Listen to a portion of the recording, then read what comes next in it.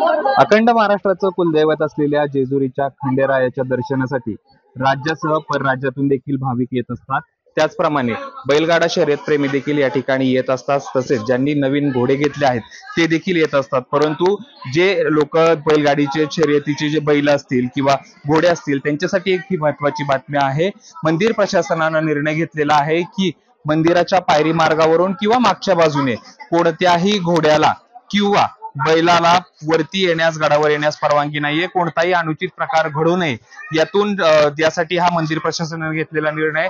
खरे तर जनावर या पायरी मार्गाने वरती नेल्यानंतर अनेक भाविकांना इजा होण्याची शक्यता असते। मागच्या महिन्यात असा काही एका प्रकार झाल्यामुळे मंदिर प्रशासनाने हा निर्णय घेतला। खरं तर गावकऱ्यांची ही मागणी होती की पायरी मार्गावरून बैलगाडीचे जे बैल आहेत किंवा या ठिकाणाहून जाणारे घोडे आहेत त्यांना बंदी घालावी। त्याप्रमाणे मंदिर प्रशासनाने जी आहे ती बंदी घातलेली आहे। आगामी काळात इथून पुढे येणारे बैलगाडी शर्यत प्रेमी असतील किंवा ज्यांनी नवीन घोडा घेतला आहे त्यांच्यासाठी ही बातमी महत्त्वाची आहे।